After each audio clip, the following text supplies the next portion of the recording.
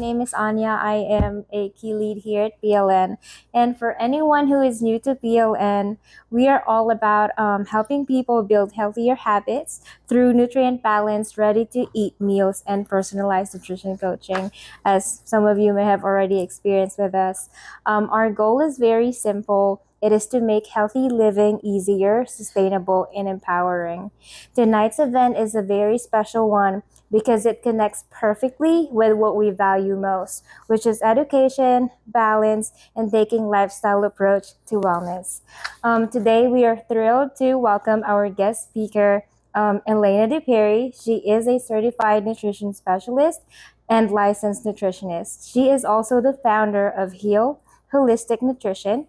Elena also holds a master's degree in human nutrition and specializes in helping women restore hormonal and gut balance through evidence-based holistic strategies. This evening, she will be leading a session where she'll share practical, sustainable ways to support hormonal health through nutrition and daily habits. Everyone, please join me in welcoming Elena. Hi everybody. So my name's Elena. Today we're mostly talking about PCOS. We are going to touch on perimenopause and menopause today, but a little bit more about myself. Like Anya said, I am a certified nutrition specialist, which is like the holistic cousin of an RD. So we still have to have our master's degree. We have to get 1,000 supervised clinical hours before we actually get our credentials. And then we're licensed by the same board. So the difference is I'm a licensed nutritionist versus an RD is gonna be a licensed dietitian nutritionist. So very similar in what we do in our credentialing. I have my master's in clinical nutrition, but I'm somebody who struggled with really severe hormone imbalance and adrenal fatigue, especially after I finished my master's program.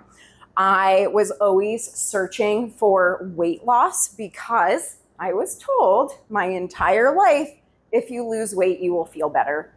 That was probably the worst advice I was ever given, because in searching for that, I ended up gaining 45 pounds through my adrenal fatigue, couldn't get off the couch, felt awful, and it took me about 3.5, 4 years to finally get my body back and to feel good and vibrant again. So just know, if you don't feel right, if something feels off, talk to somebody, right? Ask questions, that's okay.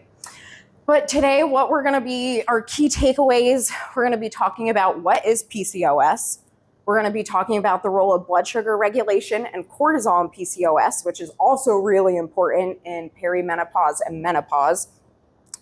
And then giving you exercise, lifestyle, and nutritional tools to help support your hormone journey. And if you guys have questions along the way, interrupt me, ask. This is meant to be fun and interactive. And this is your time, your education too. So I wanna make sure you guys get good knowledge. So PCOS, polycystic ovarian syndrome.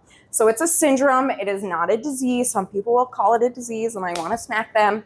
It's a syndrome. And it's a very common endocrine disorder. It affects about 6 to 12% of women. Go on a different website, you're gonna get a different stat, right? Women's health, I think, is finally starting to enter the limelight, and we're finally getting good, solid research. But it's gonna take time to get good research.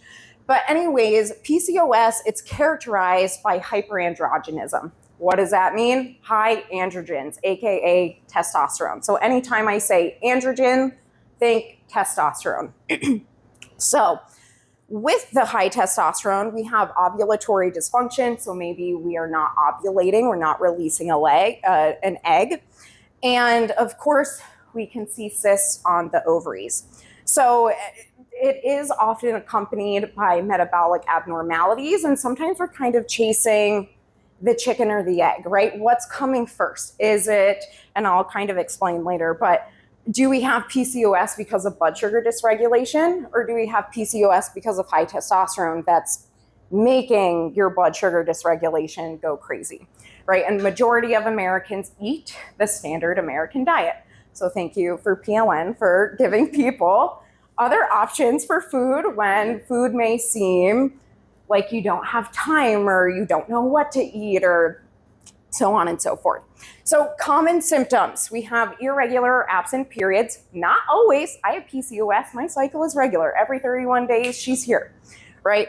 Hirsutism, so that's hair growth. A lot of time we'll see it on our chin, sometimes on our belly button, maybe our thighs, sometimes around the nipple area. We see acne and oily skin, weight gain, difficulty losing weight, infertility, and again, that's because of the ovulatory dysfunction. Again, not always. Mood swings, anxiety, insulin resistance. And to be diagnosed, you only need 2 key features of either ovulatory dysfunction, you're not ovulating, so we test hormones for that.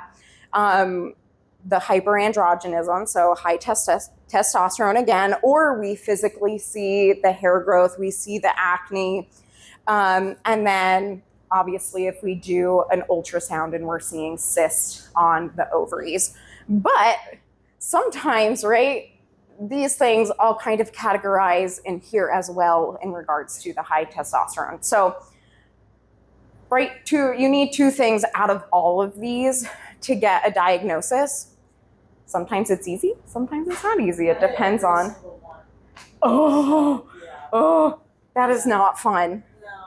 No. It's awful. Yeah. Oh, yeah. Well, come talk to me later. I learned a lot though, so Yeah. I'll be up here to learn more about it. Good.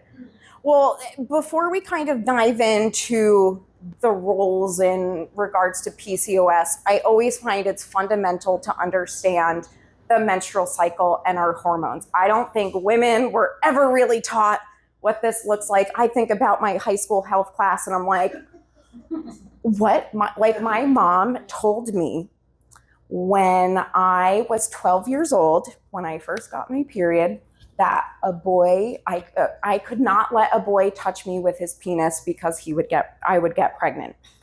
So I thought a boy could whip out their penis and poke you with it, and then all of a sudden you were pregnant. There is no other explanation. So anyways, I am on a mission to make sure females understand how this works. So anyways, day 1 of your cycle is always day 1 of your period, of your menses, right? So when I say, how long is your cycle? I want to know day 1 of that period to the day before that next day 1, right? Not always just how long are we bleeding.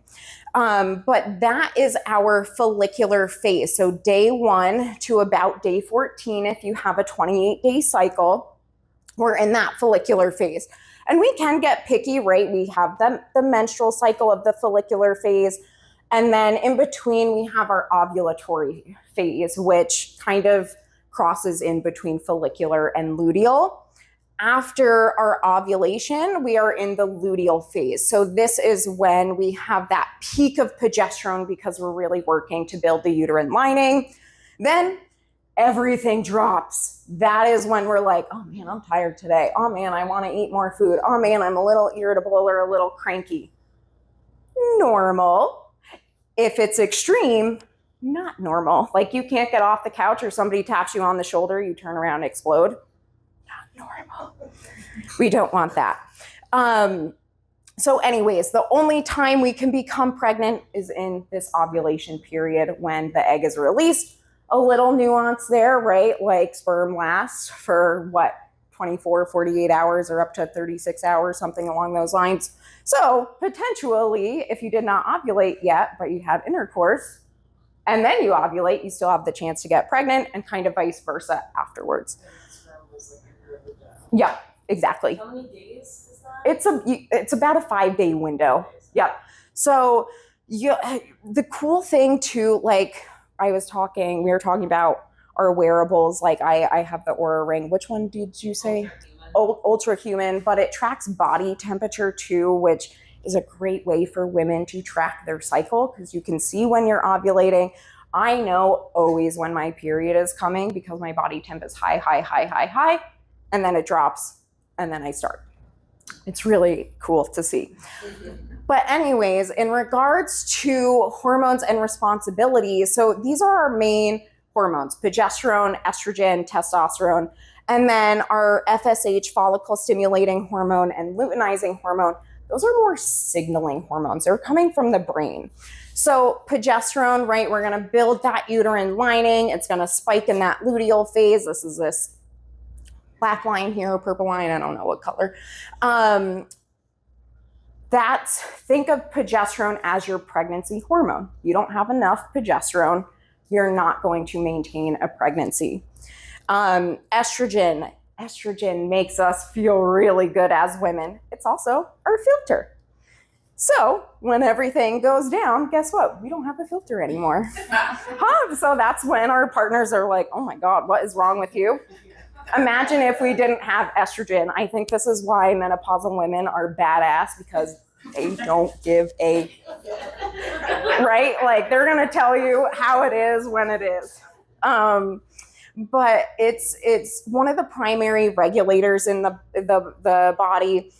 It's right, puberty, women, we grow breasts, we grow hips. Thank you, estrogen. Estrogen keeps our skin really nice. So when we start to get wrinkly, it's usually because our estrogen starts to decline. It's also a lubricator, right, for joints, vaginal dryness, right? It could be, hey, we have some low estrogen happening. Testosterone. Do not ever let anybody tell you testosterone is only important for men. Wrong. We need testosterone too, right? It's responsible for feelings of energy and vitality, your libido. So if I'm asking you, how's your libido? And you're like, it's gone, I've got nothing, I'm testing your testosterone. It's responsible for those feelings of motivation and ambition, right? So if you're like, gosh, I'm just not motivated, two issues there. One, is it testosterone? Or two, do you need to physically go do the thing to feel the motivation to then keep it going? Okay, and then the reason why I really wanted to talk about FSH and LH is because I'm going to connect this to cortisol and our brain and signaling in a little bit. So just remember that. Remember HPA axis. But these are co-secreted by the anterior pituitary gland, your brain. Okay.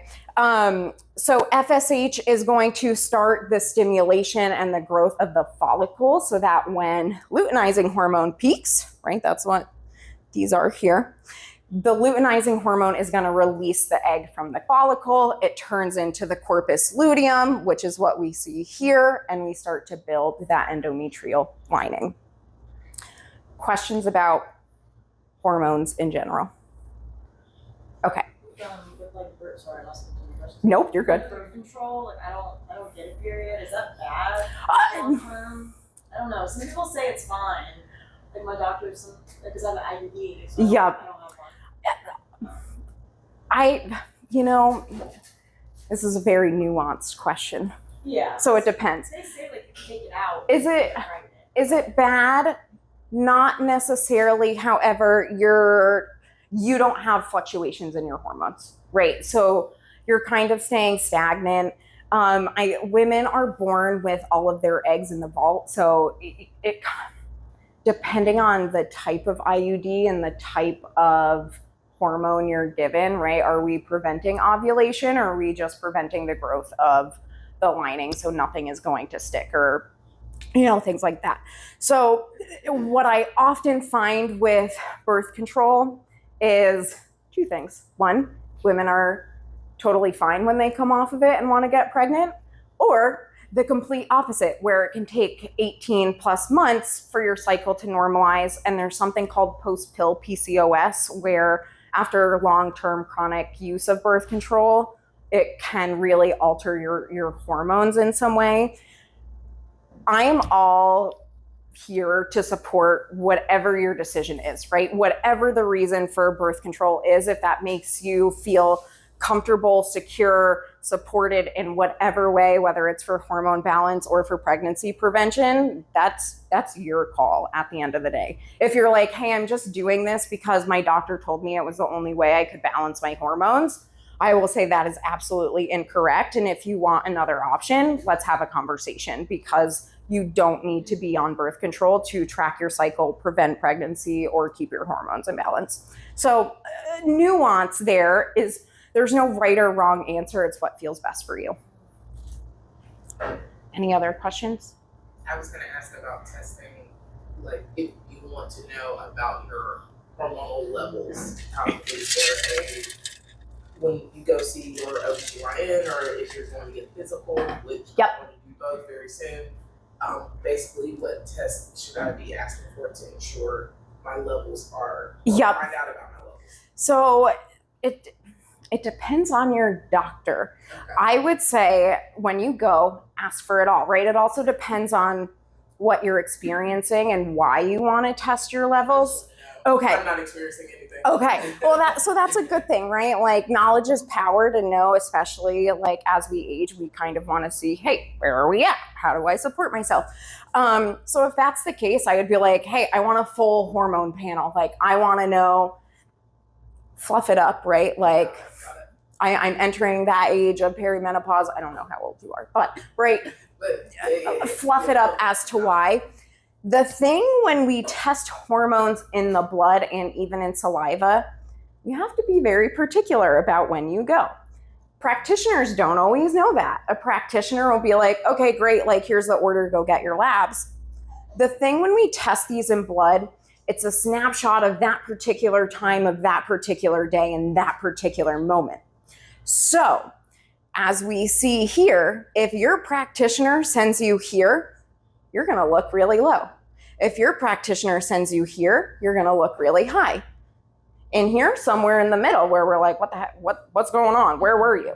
So when you test for hormones in the blood, you should get a base at day 1 or day 2 or day 2, day 3 of your cycle. And then you should test again around day 21, day 22, when we're having this peak. So then we actually get to see what are the fluctuations, right? Because it's not just about what we have at base. It's not just about what we have in our luteal phase. It's that fluctuation. Is it too much or is it not enough? Does that make sense? Okay. If you don't have a period, do you have that? If you don't have a period, you would just go.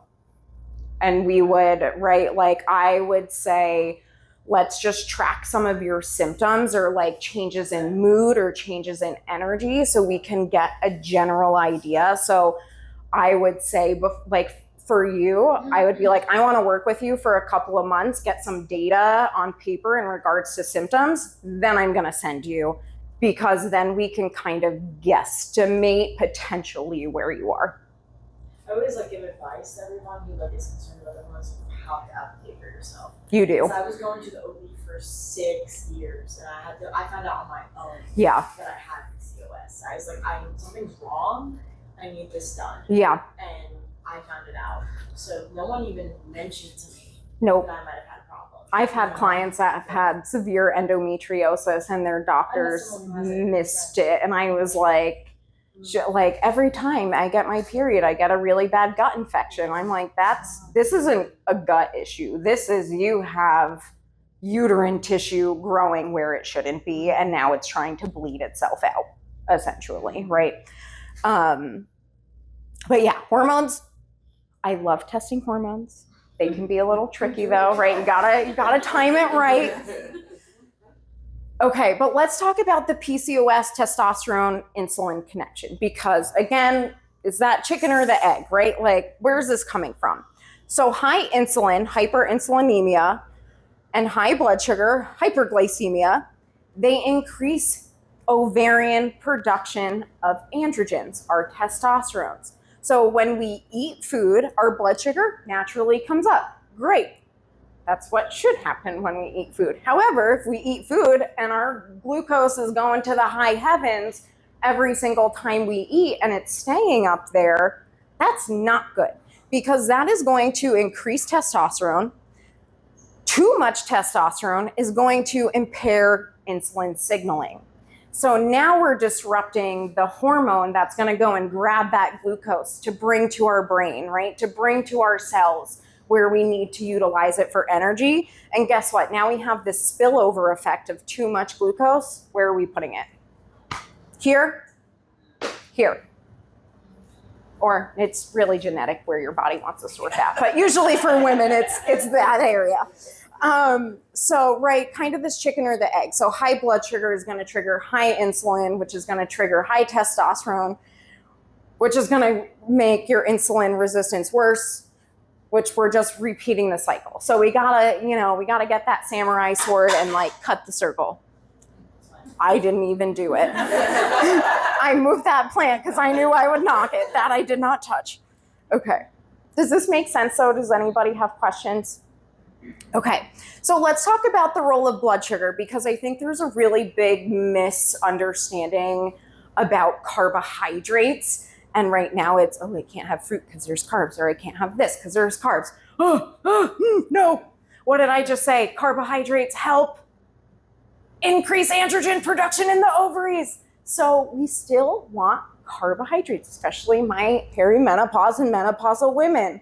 When they come to me and they tell me they're not eating carbs and they're tanked, they've got nothing, carbs fuel the body, right?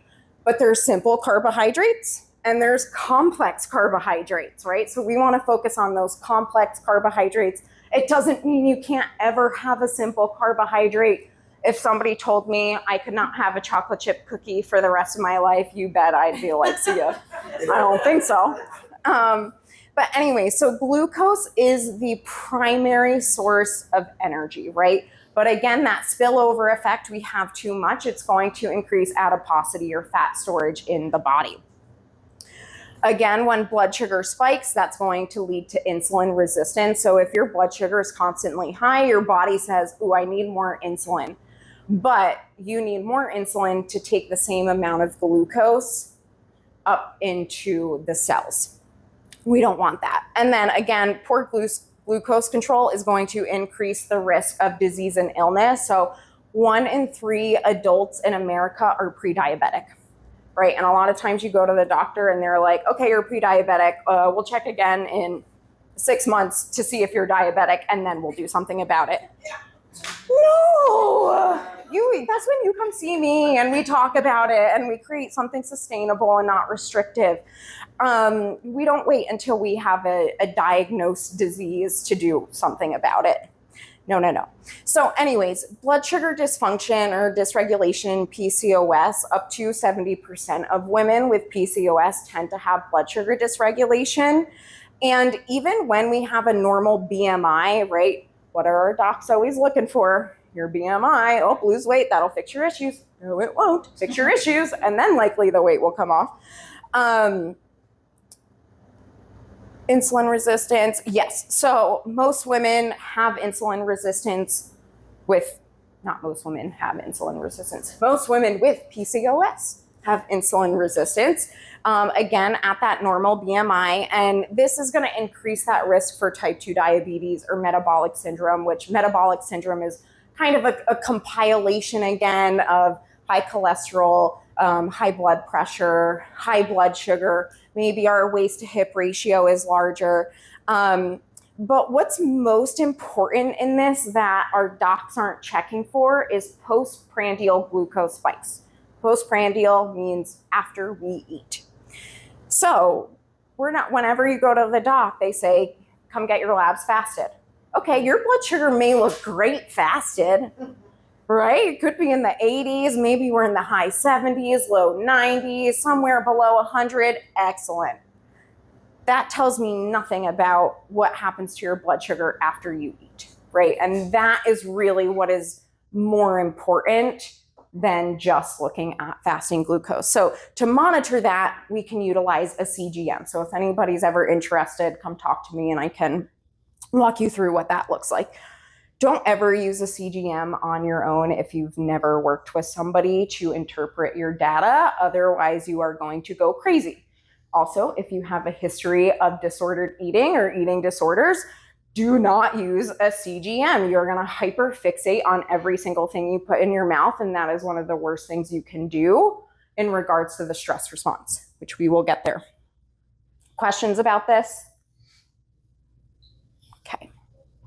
So let's just talk a little bit about what we can do nutritionally for glucose regulation. So protein intake, we're going to aim for about 1 gram of protein per pound of lean body mass. right? Most women are somewhere between 100 and 130 pounds of lean body mass. I'm talking about your bones, I'm talking about your muscles, I'm talking about your organs. I'm not talking about body fat. Women have more body fat than men for a reason, because it gives us estrogen. That's why we get hips and boobs. In the morning, we want to get at least 30 to 50 grams of protein in the morning. That seems like a lot. I can assure you it is really simple to do.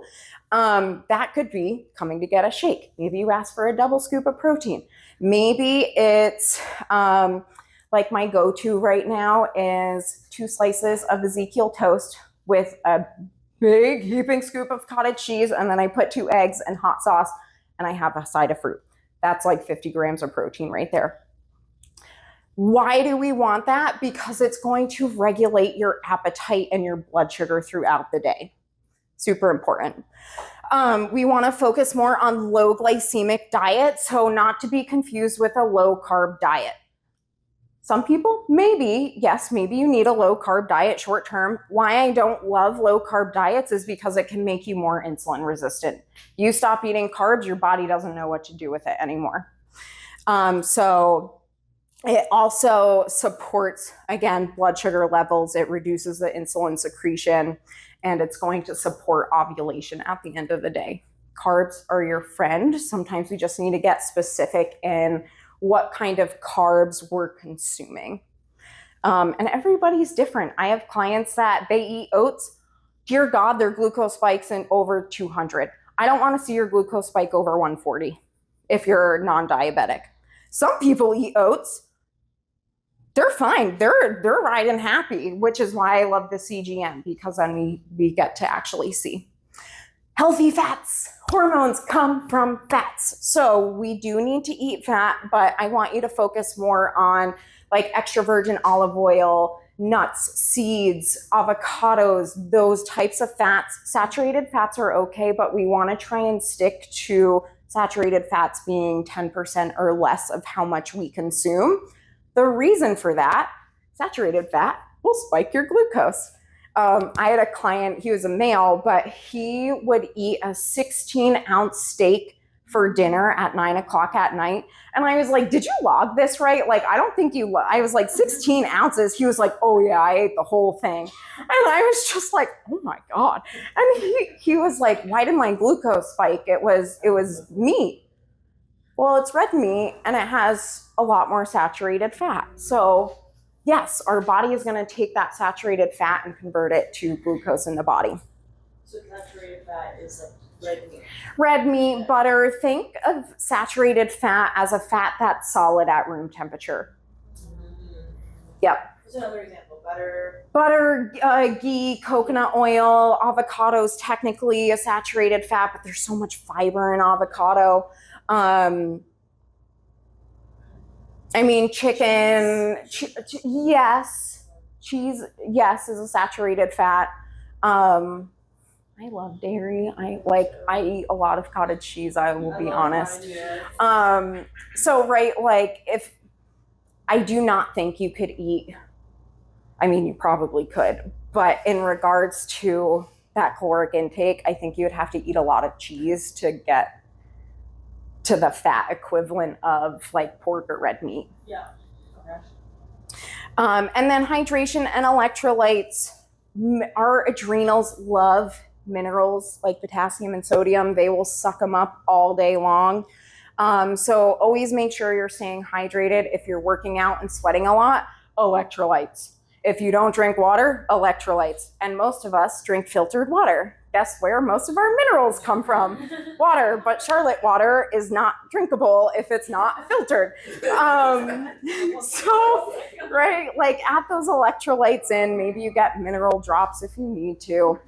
And because everybody always asks me about intermittent fasting, I'm just gonna tell you that's a hard no for me. So for my men, a different story. For my females, no. And the reason for that is because intermittent fasted is time restricted eating. It is not caloric restricted eating. What do we do as women when we time restrict? We severely calorically restrict. And some people take it as well, I binge at night, so I'm going to intermittent fast so that I don't have a binge episode, or I want to lose weight, so I'm like, the longer I wait to eat, the more weight I'm going to lose. No, you are just spiking your cortisol and making your body really unhappy at that point. And I'll kind of explain the cortisol in a minute, but ideally you want to try and eat breakfast within 1 hour of eating. Why? It's going to stabilize your glucose. It's going to help you feel satiated. My ladies, I want you to eat more earlier in the day. If you find you are opening up all of your cabinets in the evening looking for a snack that you're never satisfied with, you didn't eat enough earlier on, and you probably didn't eat enough protein and carbohydrate earlier on. So don't be afraid to front load it in the day. And that's where, when you do that 30 to 50 grams of protein for breakfast, you're just going to fly through your day and you're going to be like, oh, it's bedtime. I don't need a snack. Now, I will say, right before your menstrual cycle, it's normal to have your appetite increased. Don't ignore that, right? Our body temperature increases right before we get a period. That internal temperature raise is kicking up your metabolism. So you can eat up to about 7% more calories during that phase. So don't ignore it, right? If you feel a little extra hungry, honor it. It's okay. You're not going to gain 10 pounds overnight, I promise. For instance, last night, because I'm getting my period, I had sunflower seed butter with a bunch of chocolate chips, and it was like, right, my version of a little Reese's peanut butter cup in a way, and it was like the most satisfying thing ever. And then you just stop. You're not like going back and forth for a bunch of stuff. A little glucose hack for you guys. So who doesn't love Mama Ricotta's penne alla vodka? And if anybody says they don't, be gone. But anyways, if you're going to have a meal like that where you know, okay, it's going to be higher carb, it's going to be higher fat, but ooh, this is a really fun meal for me. Something you can do to help kind of staunch that glucose spike is adding 1 to 2 tablespoons of apple cider vinegar in about 4 ounces of water. Don't shoot apple cider vinegar. You're going to ruin your teeth. But the acetic acid in the vinegar slows down the glucose absorption. So you do want the apple cider vinegar in your stomach before you eat to have that response. Some people will claim, oh, I took a shot of apple cider vinegar a day and I lost all of this weight. No, you changed your lifestyle, and that's why you lost a lot of weight. But again, in helping to just curb that glucose spike, that's just a little glucose hack. So some examples of low glycemic carbs, just because sometimes I think we get a little antsy about what carbs to focus on. Focus on legumes, right? Our beans, edamame, lentils, quinoa. Instead of doing rolled oats, swap to steel cut oats. It's going to have, a little more fiber. We're not going to absorb all of that glucose as quickly. Of course, fruits, please eat fruits. They're okay. Don't eat an entire pineapple in a sitting. Don't eat 3 mangoes in a sitting, but enjoy your fruit, especially in PCOS. Our dark berries, like think of the reds and the purples, they contain so many beneficial antioxidants that support our ovaries. So please eat the fruit, eat the whole fruit. And then of course, leafy greens, or really any vegetable that's not a potato or a root vegetable, is going to be a lower glycemic carb. So in snacking, I'm giving you guys a lot of little nutrition tips. Sometimes we need to follow the rule of 3s, right? Because sometimes we don't have food available, or okay, I have my PLN meal, but oh crap, I left it at home, or whatever the situation is, maybe you just genuinely don't like eating a full lunch or a full meal. That's okay. Think about this rule of 3s. So this is when we pair a protein, a carb, and a fat together, right? What happens when we eat a bag of potato chips? We want to eat another bag of potato chips. and then another, and then a bowl of popcorn, and then some more potato chips, right? Because we don't have the fat or the protein to tell our brain, okay, you're done. And when our glucose spikes, pay attention to this the next time you eat. If you start to feel really tired within 20, 30 minutes, maybe an hour, your glucose is going high. So what do we want to do when we feel that way? We want to sit, take a nap, lay down. The best thing you can do is get up and move your body a little bit, even if it's like a 10-minute walk, you're doing some air squats, whatever. But anyways, so the rule of threes is always combining the protein, fat, and carb as a snack. So for instance, a rice cake with peanut butter, maybe you're adding some fruit, chia seeds, hemp seeds, a cucumber slice with cream cheese and salmon, or maybe it's some sort of like turkey and cheese roll up. So on this that I passed out to you, that bottom QR code is for the rule of threes. So there's a little more information and then a bunch of different snack pairings.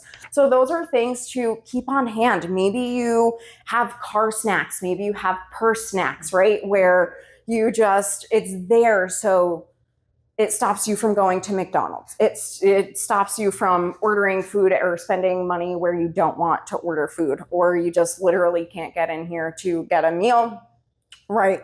You have something. Questions about the rule of threes? Okay. Okay, now one of my favorite topics, cortisol and stress. And this one really hits home for me because if you met me 5 years ago, you would have been like, we're not inviting her to come back. But stress releases cortisol. It's part of the stress response. Cortisol is normal. Cortisol also helps us wake up and feel vitalized and ready to go in the morning. So if you wake up and you're like, oh, Jesus, okay, here we go again, right? Maybe we need to check on your cortisol. So it's the body's stress hormone, and it was really designed for short-term stress response. So back in the hunter and gathering days, right, when we needed to run away from a bear that we came across, cortisol came, because cortisol's role is to tell the liver, dump glucose into the bloodstream now, because we need to run. So we don't care about thyroid production. We don't care about digestion. We don't care about hormone production. So it's that fight or flight. But in today's world, there's a bear behind us all the time. And you want to know what it looks like? It looks like this, right? Like we are just on all day, every day. And this is where some people will be like, well, this is what our ancestors did. I'm sorry, biologically and physically and mentally, we are not the same as our ancestors, which is also why I think intermittent fasting is that's gotta go. But now, because that stress response is chronic, we don't fight or flight, we freeze and we fawn, right? So we get stuck, maybe we feel anxious, maybe we feel depressed, or we kind of revert into childlike behaviors, right? Where we really want somebody to just constantly be taking care of us all of the time. So again, cortisol, it's gonna raise that blood sugar. So when you're in chronic stress, you're gonna have blood sugar dysregulation. So here's another piece of the puzzle that we need to think about. And then additionally, and I don't know if it's my next slide or not, but I'll kind of show you additional testing in regards to this. But so how blood sugar increases those androgen production, testosterone production of the ovaries, cortisol is going to increase those androgen outputs of your adrenal glands. And your adrenals sit on your kidneys, right? So we don't want that. And that's going to lead to more of those irregular cycles. So sometimes when a woman comes to me and they're like, I think I have PCOS, I don't know, I don't have cysts on my ovaries, but I have all of these other symptoms, I want to do functional testing because I want to see where those testosterones are coming from. And I'll show you that in a minute. But anyways, stress management techniques. This is something that's going to be different for everybody, right? If I was like, okay, everybody, let's sing Kumbaya and meditate, half of you would walk out of here and be like, nope, I'm good, right? So that's not realistic for everybody. Maybe, so what I like to do is say, build a list of shock absorbers. Shock absorbers are gonna be anything that fills your cup, brings you joy. It could be like, I have a big squishy dog at home, and so I'm always squishing him and he's like, get away from me. I'm like, why? Or I'm a big kind of like metalcore, like heart. I say I'm an emo kid at heart. I will put on a song and I will belt it out or attempt to dance. Now I grew up Irish step dancing, so these hips and knees don't know how to move. So anyways, but that, it brings me joy. It resets my system. So think about what that may look like for you. Is it phoning a friend? Is it hugging a loved one? Is it getting your toes in the grass outside? Is it feeling the sunlight on your face? Is it seeing a comedian on, not that I'm promoting TikTok or YouTube scrolling, but you need to like watch a funny video real quick, right? That will just help reset the system so you can get back to it. So if you find yourself at your computer or in the middle of the workday, and for me, my telltale that I know I need a reset is I go, and then I'm like, what am I like? Hold on a minute, right? So think about whatever your cues are. I also twirl my hair a lot. So that's another cue for me. It could be, I feel pressure in my chest. I feel rumblies in my stomach. I'm like shaking my legs nonstop, right? That's your cue to say, I need a shock absorber to reset my system and come back. Because otherwise what happens? We get out the bear and we doom scroll, right? We're gonna try and not doom scroll. But it happens, it's just part of being human. Controlling is like bad for. Oh yeah. Mine's really bad. Oh, and come talk to me. Well, Yeah. we'll chat about some things. But it's essentially the doom scrolling. What it does is it creates artificial dopamine, right? We're looking for a way to feel good. Doom scrolling does that. So that's where those shock absorbers are going to help give you real dopamine that reset the system. Don't, because when we watch those videos, it's like quick hits. Yep. And it becomes harder for me to like have a conversation, to watch movies. I feel like I'm getting bored. Yep. Because you're so, I have ADHD. Oh, yes. Also has been caused partially because of my phone. Yep.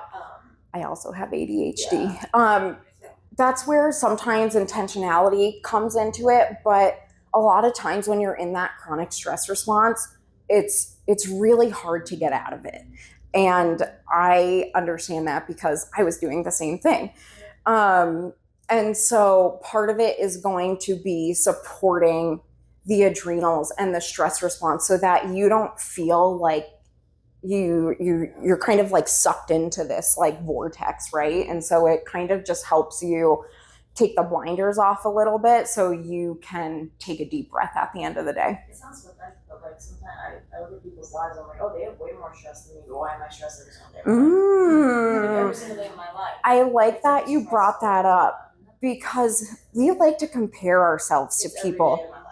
Yep. And nobody can tell you what your perceived stress level is. So when I work with a client and I ask them about their stress level and they go, well, my coworker is like so much more stressed than me. So like, I feel bad saying I'm stressed. I'm like, I don't give a shit about your coworker. I'm working with you. What is your perceived stress level? An example I'll give too is like, we could both drop our keys down the drain. I'm like, ooh, yay, okay, I get to work from home today. Like, move all my clients online. You're like, oh crap, like I had a really important meeting. I needed to go pick up my dog or, whatever. That is going to completely ruin your day. The same scenario happened, but we had two very different outcomes. So don't ever compare your stress to somebody else because you need to also validate what you're feeling and it's never unvalid. Any questions else about stress? Okay. So this is my favorite part that you guys are going to be like, what on earth? Okay, so this is how I can gauge where adrenal or androgen production is coming from. So about a quarter of our sex hormones, I was going to say a quarter of our adrenals, and then I was like, not a quarter of our adrenals. A quarter of our sex hormones are produced by the adrenal glands: estrogen, progesterone, testosterone. Okay, not always just cortisol, not always just the adrenaline. But this is part of a Dutch test. This is just literally a tiny snapshot of the entire test. But these markers up here are going to tell me about ovarian production. These are metabolites. So I like Dutch testing better because we're looking at metabolites. So I'm seeing what your body's producing over the course of 24 to 48 hours rather than this particular moment of this day, right? And then down here, I'm going to be able to evaluate adrenal production of your androgens. And when I did my Dutch test with my adrenal fatigue, these were off the charts high. I was like, no wonder why I'm having so many issues. Holy moly. So this is actually from one of my menopausal women. So we can see her testosterones are on the lower side. Guess what? She's eating a low carb diet. Guess what? We're bumping up carbohydrates. But anyways, this brings me back. Remember I talked about the brain with FSH and LH.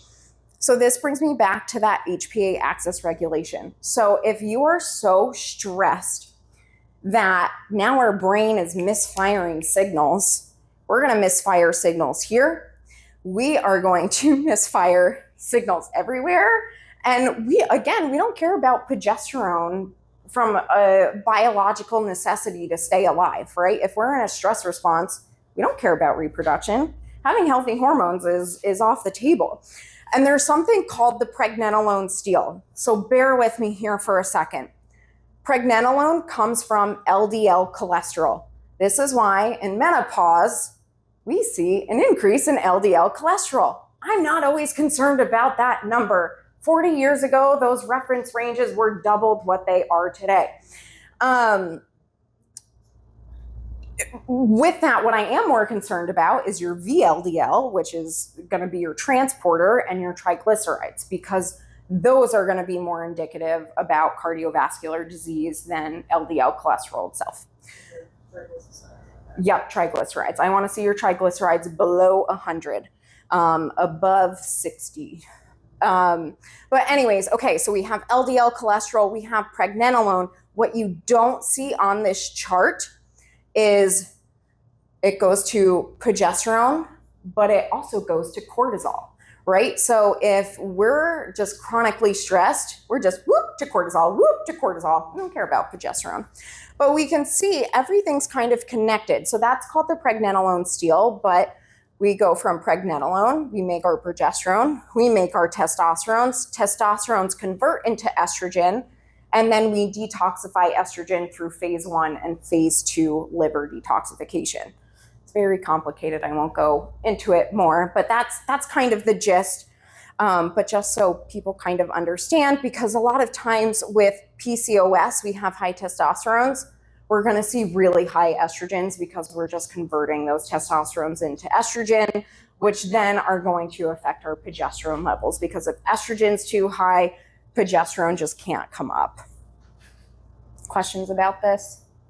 So if you have high testosterone, you said there's Likely you will have high estrogen if you have high testosterone. So symptoms of high estrogen: breast tenderness and swelling, especially before your period.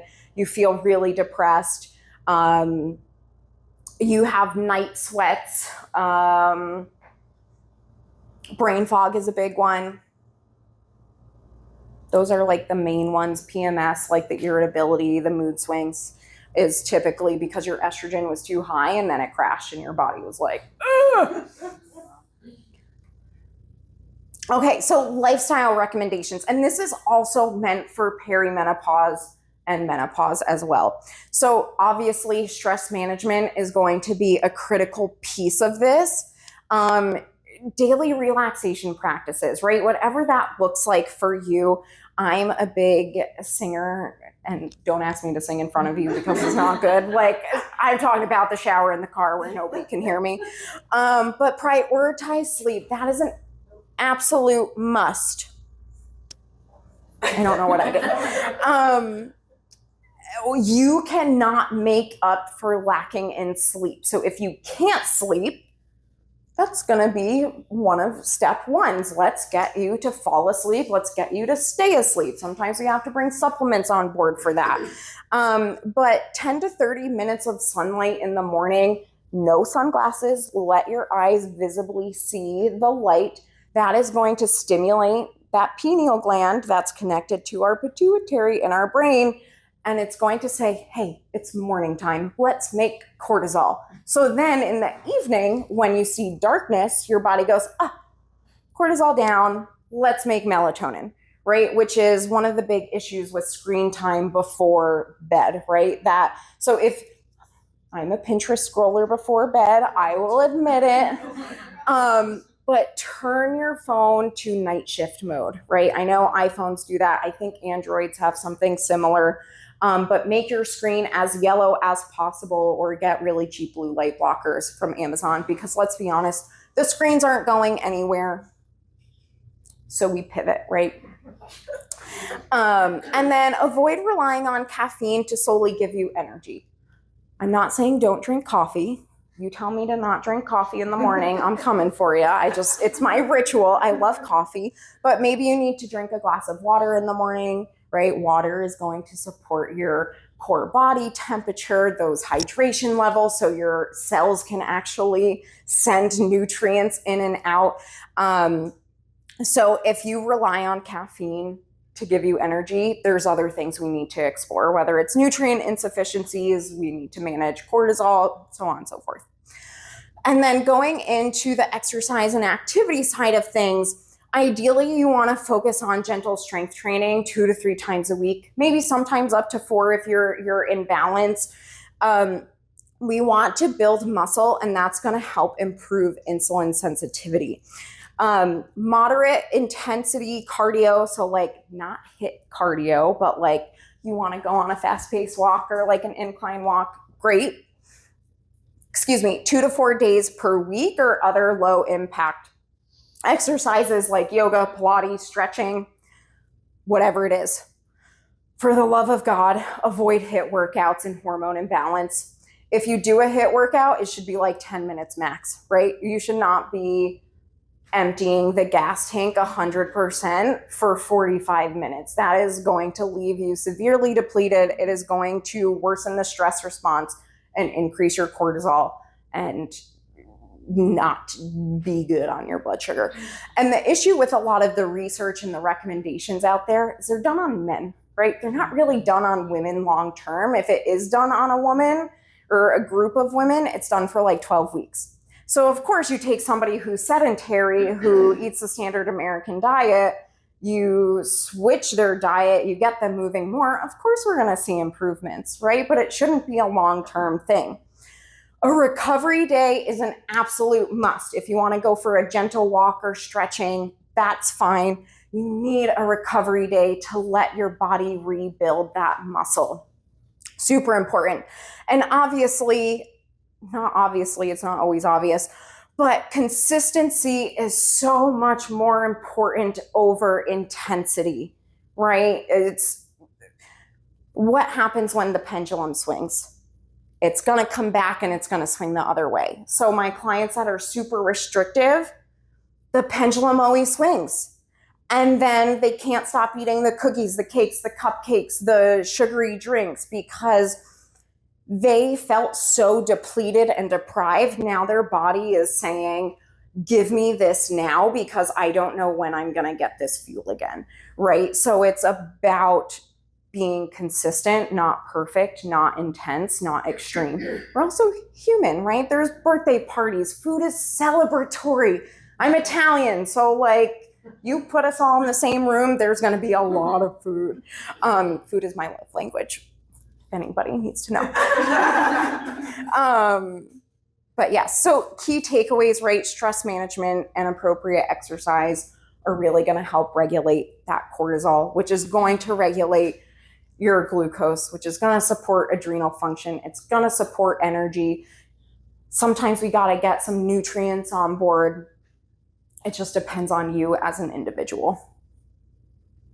Okay, and then perimenopause and menopause. So perimenopause can actually start in your 30s, right? Especially if you don't fuel your body adequately. Symptoms, sometimes nausea, insomnia is a big one, irritability is a big one, breast soreness, cramps, no libido, vaginal dryness, hot flashes, night sweats are also really big symptoms. Perimenopause, it's normal. So what happens is your periods will start to get closer together, and eventually they will start to get further apart until you no longer have a period, which, cue the bottle of champagne. Menopause is the 1-year anniversary of no period. That's when we're popping that bottle, get the confetti canister out, we're starting a new phase of life. Okay, so the average age is 51 to 52. It can happen earlier.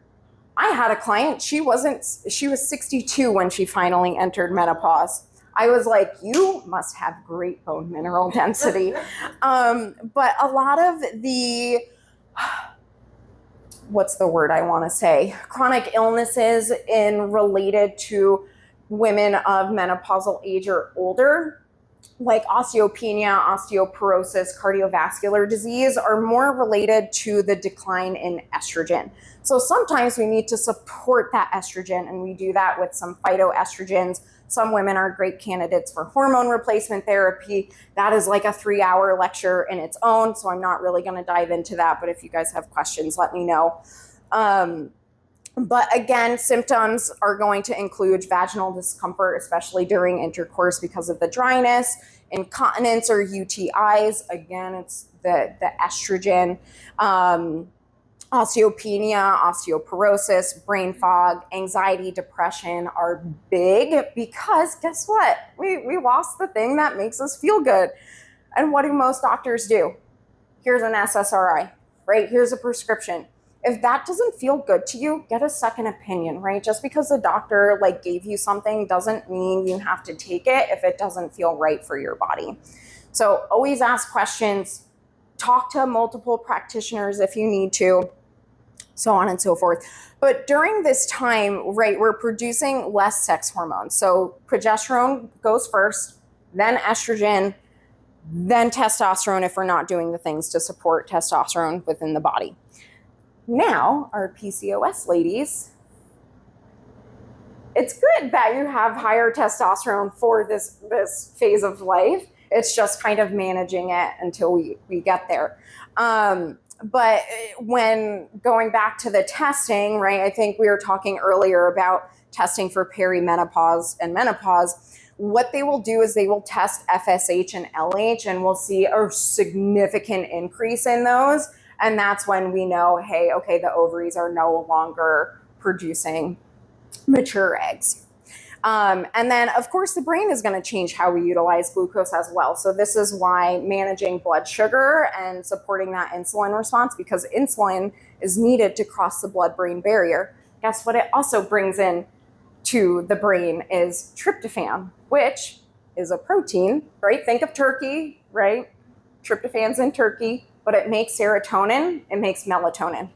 So if we have a poor insulin response, yeah, of course you're gonna feel anxiety and depression. You're probably not gonna sleep very well because you don't have the precursor to get into your brain. Make sense? Okay. So you said that when you start feeling menopause, the FSH and the LH Increase. Isn't that the PCOS that already is increased? FSH and LH aren't always increased. It can be.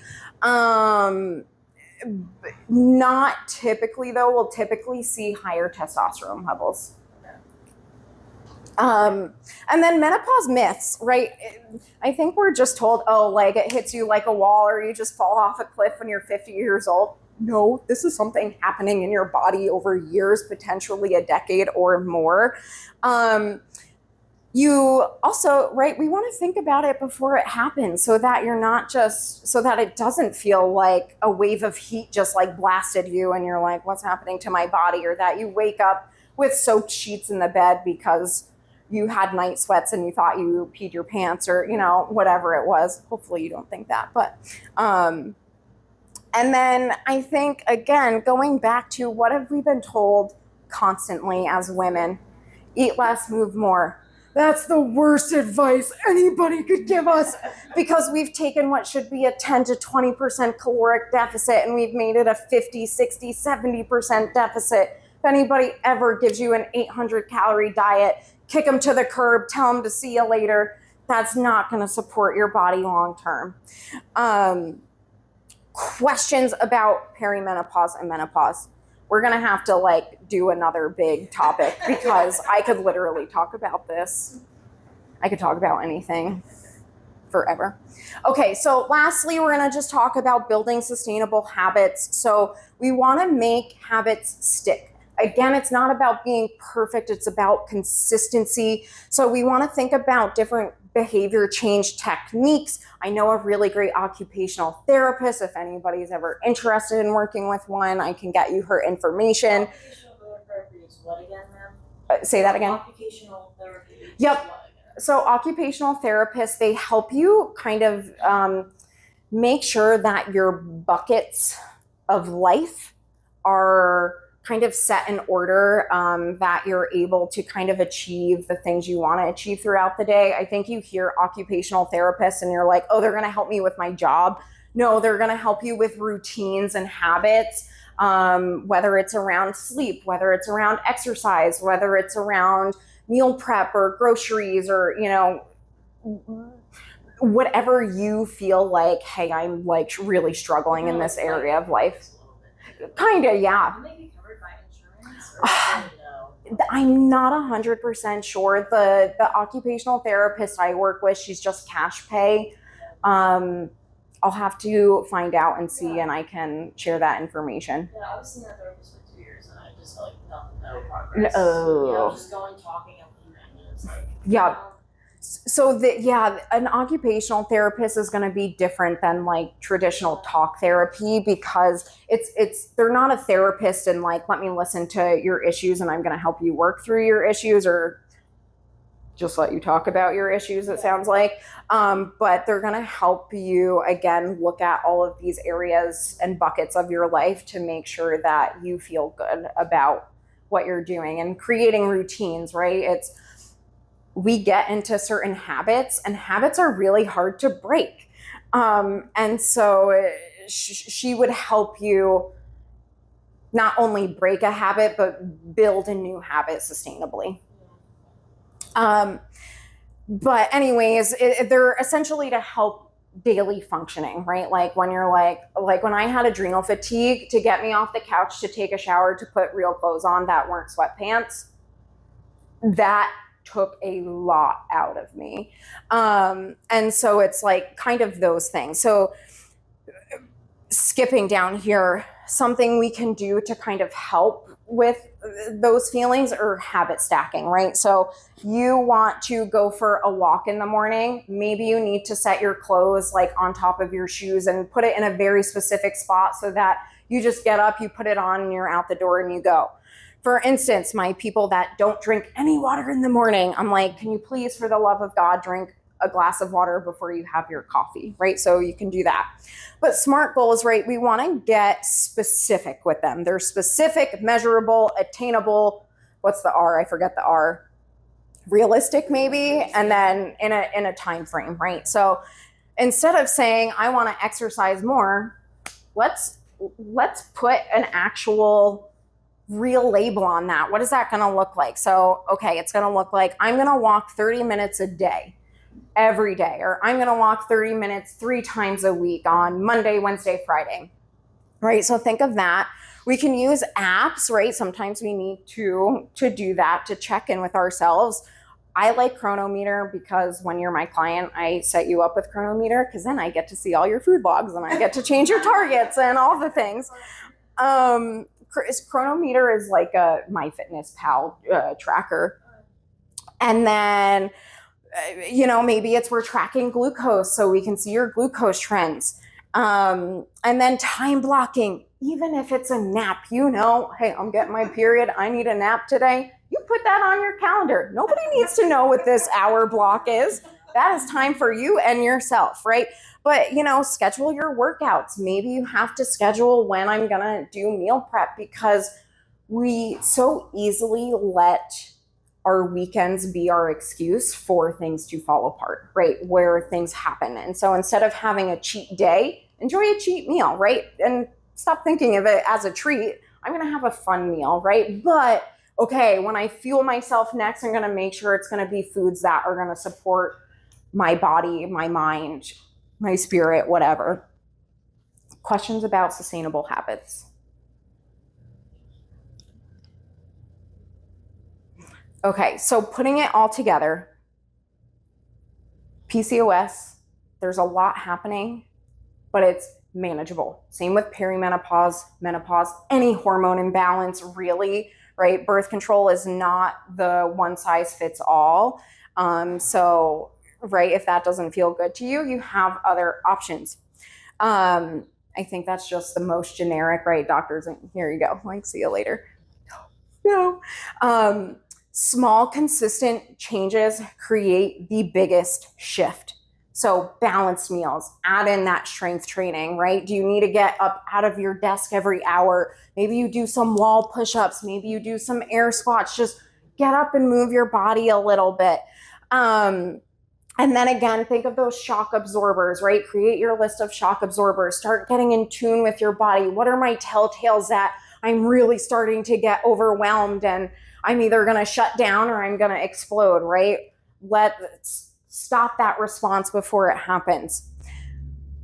All of these symptoms, too, are signals, right? Your body's trying to communicate with you. Your body's trying to say, something's off here. And so we listen to them so that like for instance, this past month, I had girlfriends over and I'm Italian. Again, I told you food's my love language. So I feed everybody and I made cookies, I made cupcakes, I made homemade gnocchis, like the whole 9 yards. I ate too much sugar during ovulation and I could feel a cyst. And so that was my cue of, ooh, this doesn't feel good. Okay, I'm going to be really mindful about my carb sources for the rest of the month because I don't want to have an awful period. Okay, and again, you don't have to do it alone either, right? Find somebody that's going to support you, whether it's me, whether it's another practitioner. Interview people, ask what their credentials are, find a friend, right? Maybe you have a friend that's going through something similar. You don't have to do it alone. And if something doesn't feel right, ask for a second opinion. So before we get into other questions, just so you guys know, on this little flyer, there is my 15-minute meet and greet. So if you want to talk to me outside of this setting about your own health journey and how I can help you and walk you through the process, you can do that. I do accept Blue Cross Blue Shield technically in 2 days, United and Aetna. So if you book a free meet and greet, I will do, if you have one of these insurances, a free eligibility check, which I will say Blue Cross Blue Shield usually gives people unlimited sessions. Aetna and United are sometimes hit or miss. It just depends on your plan of what they cover. Aetna's better than United. I will say United often asks for like diagnoses. I can't diagnose. So like if they want a diagnosis code, I have to kick you back to your doctor for them to try and diagnose you with something, or if you have any of that. But anyways, and then you can also follow me on Instagram. I try and be consistent. I'm not always. I try and be more funny because I think people need light and laughter in this world. But yes, what questions do you guys have for me, if any? I talked your ears off, so thank you for bearing with me. Yay. What was the biggest takeaway, would you say? I guess learning about, more about cortisol. I kind of knew about it, but I didn't know too much about it. I've done a lot of research. Yep. Yay. I love talking about cortisol. I would say all of the different hormones that are working together in your body at all times. Yep. And at the different times throughout the month. Just getting more informed about that, because going back to your point, when do you learn about this stuff? Because it wasn't from your family, your doctor's not talking about it, so Yep. you're relying on a little bit of social media, a little bit of a Google Yep. search, Yeah. and, you know, Dr. Google. Exactly, which is giving you half of the truth and Yeah. more of entertainment. So Well, just and, actually hearing it. yeah, and when you Google or you chat GPT something, you're going to get 50 different responses. And right, because it's pulling from so many different opinions. It's also pulling from some research, but you need somebody to shift through the BS. And everybody is personal, right? Everybody needs something different than somebody else, even if your symptoms are very similar. That's why I love testing. I always say test, don't guess. Don't ever buy supplements on your own, because you can royally screw up your hormones if you don't know what you're doing with herbs and nutrients. That would be one of my Supplements like what? like people will see, oh, I saw this supplement for hormone balance, or I saw this supplement that's supposed to help with acne, or my God, I was getting ads for colon broom. Did y'all see colon broom for, oh my God, it was like nonstop. Now you're going to go home and colon broom. And I was like, what is this? Because they were talking about, oh, like it clears your gut and you're going to drop 30 pounds in 30 days. That's when you keep scrolling. So they make you take a little quiz. So I like went through, because I was like, somebody's going to ask me about this. It's psyllium husk. Do you know how much psyllium husk costs? You can get a 2-pound bag for like $10. They were charging like $80 for a canister. It's marketing, right? So if you see supplements, just remember that even though they're natural, it's still a multi-billion-dollar industry, and the company's just trying to get you to buy their product. It doesn't mean you need their product. So that's where, when I work with you, I'm like, okay, what do we actually need? What do we need to prioritize? What's the budget? Because they can be really helpful. They can also be really harmful. What else? Anything else? Eating carbs. What about, oh, like that, it's okay. Yeah. And sometimes you need to retrain your body. So if you haven't been eating carbs, every week, increase your carbs by about 20 grams, right? So let's say, okay, I'm only eating 30 grams of carbs right now. Okay, I'm gonna up it to 50 grams. Next week, I'm gonna up it to 70 grams. Maybe you're like, ooh, I feel kind of weird at 70 grams. Give it another week before you up it again. Just know, if you're not eating carbs, you start eating carbs, you get on the scale, guess what? You're gonna see the number go up. Why? Carbs hold on to water. Also, if you're tracking your weight, and because weight loss is a goal, if you're cycling, track yourself. Day 1, day 2, day 3 of your menstrual cycle. Track yourself again that week before you get your period. I guarantee you, you're going to be about 5 pounds heavier in that luteal phase. Your menstrual phase, you're going to drop, right? So it's not about the food. It's about the fluctuations in your hormones and what it's doing to water retention in your body. You're also growing an organ. Does weight loss help improve the hormones, or not really? Not really. Sometimes with estrogen dominance, yes, weight loss can help, because if there's too much excess adipose tissue on the body, it can produce more estrogen.